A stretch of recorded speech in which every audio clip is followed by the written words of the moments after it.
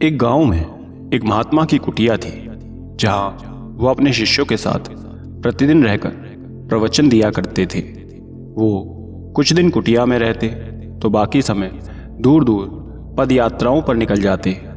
वो एक बहुत ही छोटा सा गांव था, जहां ज़्यादा चीज़ों की सुख सुविधा नहीं थी।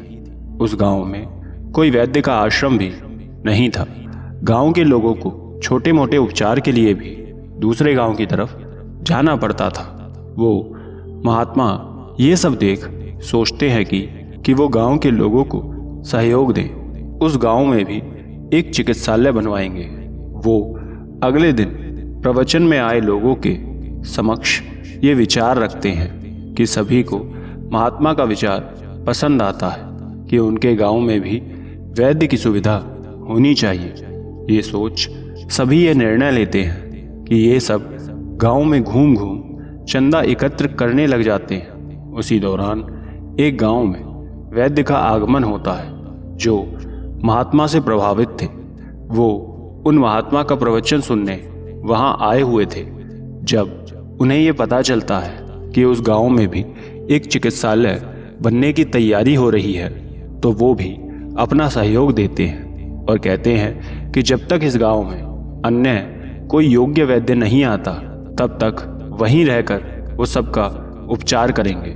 चंदा तेजी से एकत्र होने लगा और यहाँ दूसरी तरफ चिकित्सालय का कार्य शुरू हो जाता है। गांव के लोग अभी भी घूम घूम चंदा एकत्र कर रहे थे। एक दिन उस गांव में ही रह रहे व्यापारी के पास पहुंच जाते हैं, जो काफ़ी धनी था।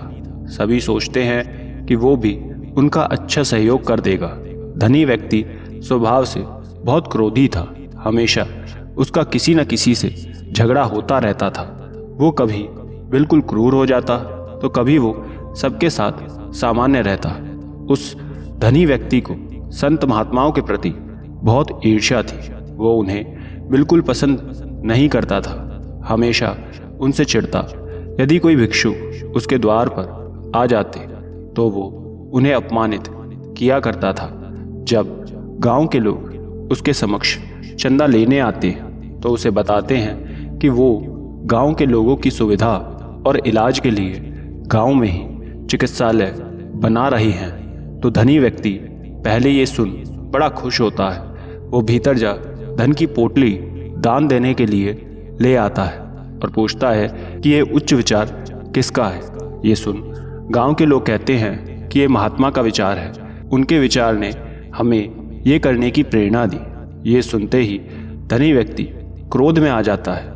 उन महात्मा की प्रशंसा सुन उसे अच्छा नहीं लगता।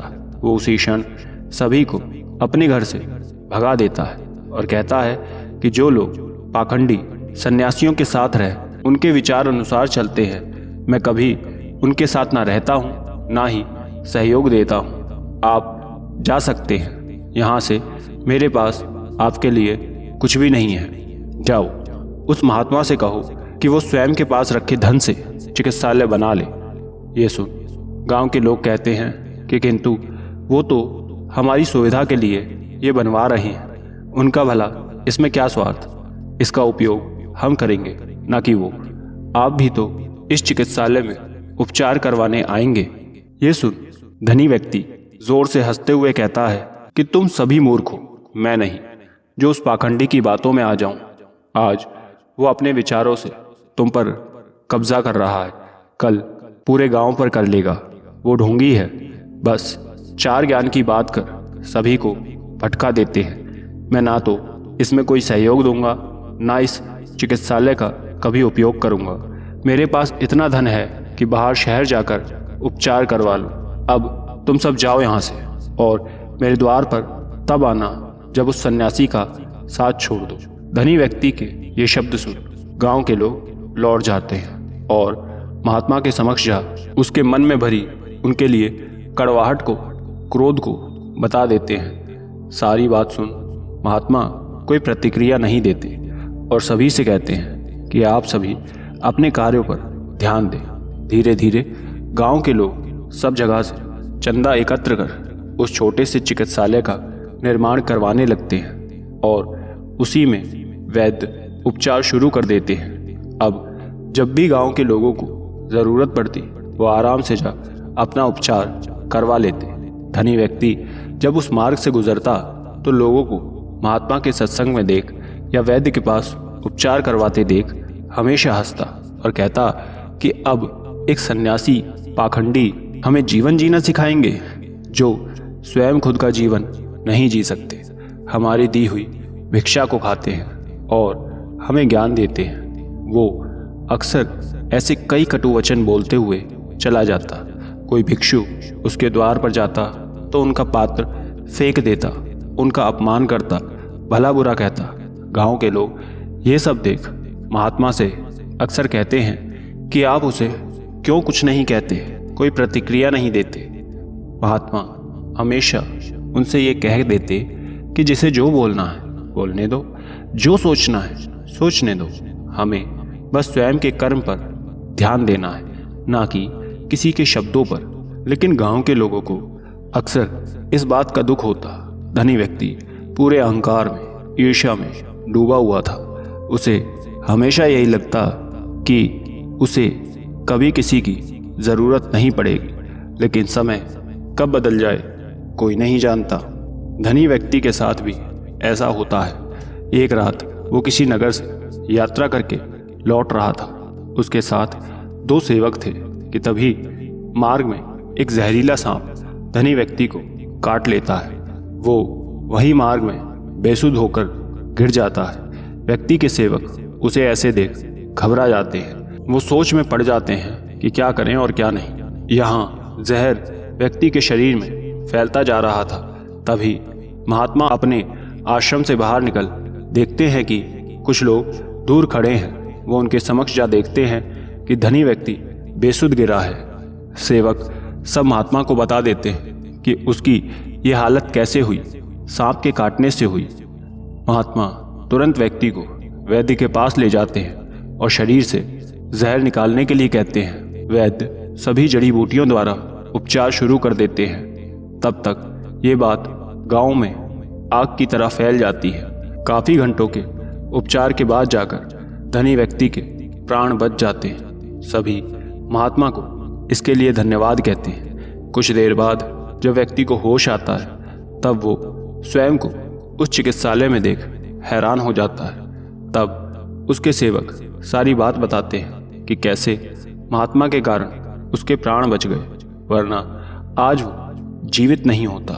सेवक आगे कहते हैं कि हमने इसी चिकित्सालय का कितना अपमान किया, सबको बुरा भला कहा, यहाँ तक कि ये तक कह दिया कि हमें कभी किसी की आवश्यकता नहीं पड़ेगी।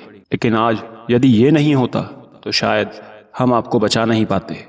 महात्मा के प्रति हमारे सोच विचार गलत थे। ये सुन धनी व्यक्ति बाहर उठकर जाने लगता है और तभी सुनता है कि गांव के लोग महात्मा से कहते हैं कि इस धनी व्यक्ति ने आपके साथ, आपके भिक्षुओं के साथ इतना बुरा व्यवहार किया, अपमान किया, क्या कुछ नहीं कहा, हमेशा आपके विरुद्ध रहा और आपने उसी के प्राणों की रक्षा की। ऐसा क्यों? आपको उसकी सहायता नहीं करनी चाहिए थी।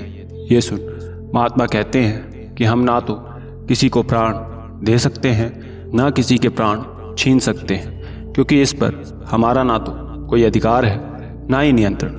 किंतु यदि हमें यह मौका मिले और यदि हम किसी के प्राण बचा उसे एक नया जीवन दे सकते हैं तो फिर ये हमें अवश्य करना चाहिए, क्योंकि यह हमारे नियंत्रण में है कि हम किसी के प्राणों की रक्षा कर सकें। इस बात से कोई फर्क नहीं पड़ता कि उसने हमारे साथ क्या व्यवहार किया, हमें क्या कहा। ज़रूरी तो ये है कि आप उसके साथ क्या कर रहे हैं। व्यक्ति को स्वयं के कर्म पर ध्यान देना चाहिए, ना कि दूसरे के। कोई कितना भी बुरा क्यों ना हो, आप सदैव उसके साथ अच्छे रहें, उसका अच्छा करें, अच्छा सोचें। आपके ये अच्छे कर्म ही आपको श्रेष्ठ बनाते हैं, उत्तम व्यक्ति बनाते हैं। व्यक्ति को बुरे के साथ बुरा नहीं, सदैव अच्छा करना चाहिए। वही मैंने किया। महात्मा के ये वचन सुन गांव के लोग बहुत प्रसन्न होते हैं। वही यो धनी व्यक्ति भी ये सब सुन बहुत लज्जित होता है। उसे स्वयं द्वारा किए गए व्यवहार पर बहुत पछतावा होता है वो उसी समय जा उनके चरणों में गिर जाता है और क्षमा मांगने लगता है और उनका शिष्य बन जाता है। अतः व्यक्ति को सदैव स्वयं का व्यवहार आचरण अच्छा रखना चाहिए। यदि आप अच्छे हैं तो एक दिन आपको देख बुरा व्यक्ति भी एक दिन अच्छा हो जाएगा। आप बस स्वयं को सही रखो। आशा करते हैं ये सीख आपने ज़रूर सीखी होगी। और भी ज्ञान के लिए स्क्रीन पर दिखने वाली और कहानियों को ज़रूर सुनें। धन्यवाद।